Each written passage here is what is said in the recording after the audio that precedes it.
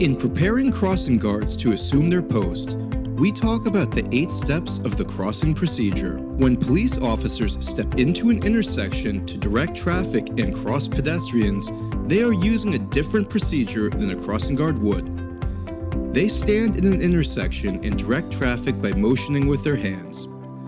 The crossing guard does not direct traffic, but instead looks for a gap in traffic or creates a gap and activates the pedestrian law by stepping into the crosswalk with a stop paddle raised.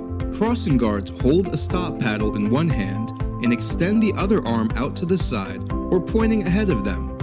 They do not use their hands to motion children to cross because the hand motion may be misinterpreted by drivers as a signal to proceed.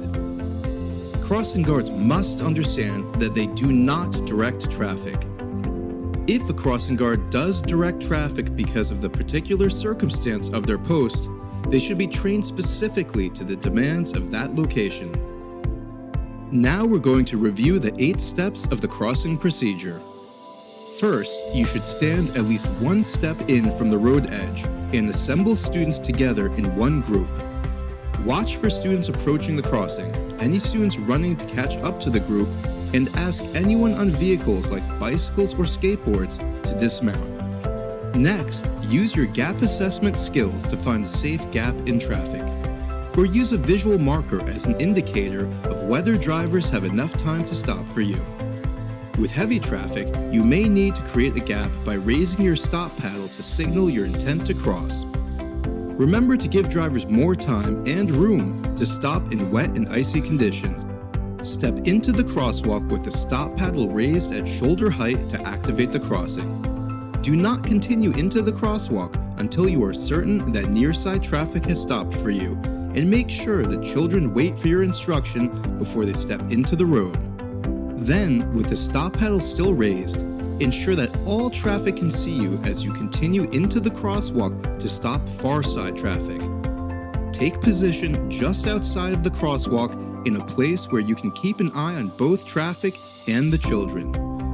Once you have taken position, begin the crossing by making eye contact with the children and verbally telling them that it is okay to cross. Never use hand signals to let the children know to cross, as drivers may misinterpret this as a signal for them instead. Maintain your position until all children have completed the crossing. Make sure no drivers cross the crosswalk until all children are safely on the opposite curb or roadway edge. Finally, remain alert and return to the starting curb, keeping the stop paddle raised until you are safely back on the curb.